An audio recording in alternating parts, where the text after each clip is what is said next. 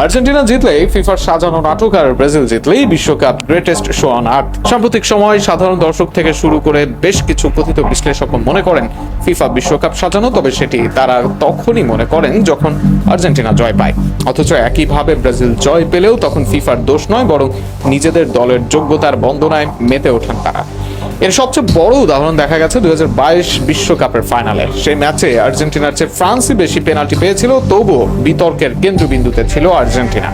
অনেকে প্রমাণ ছাড়াই দাবি করেছিলেন পুরো আসরটাই নাকি ফিফার পরিকল্পিত নাটক। এবারের বিশ্বকাপেও একই চিত্র দেখা যাচ্ছে।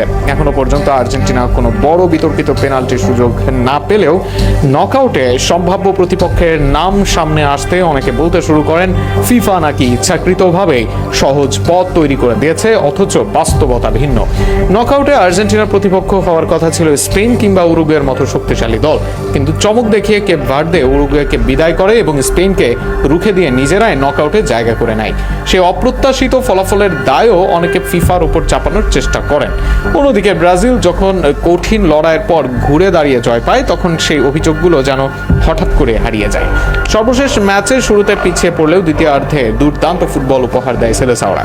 যোগ করার সময় 6 মিনিটে গ্যাব্রিয়েল মার্টিনেল্লির জয়সূচক গোলে শেষ 16 নিশ্চিত করে ব্রাজিল। সেই জয়কে ঘিরে প্রশংসার বন্যা বয়ে গেলেও তখন আর খুব একটা শোনা যায়নি ফিফার সাজানো বিশ্বকাপ তত্ত্ব। ফুটবলে সমালোচনা থাকতেই পারে, রেফারিং নিয়েও প্রশ্ন উঠতে পারে, কিন্তু একই ঘটনার ক্ষেত্রে দল ভেদে ভিন্ন মানদণ্ড প্রয়োগ করলে সেই সমালোচনার বিশ্বাসযোগ্যতা নষ্ট হয়। শেষ পর্যন্ত প্রশ্ন থেকেই যায়, আসলেই কি ফিফা শুধু আর্জেন্টিনা জিতলেই সাজানো আর ব্রাজিল জিতলেই সবকিছু স্বাভাবিক ও গ্রহণযোগ্য হতে পারে?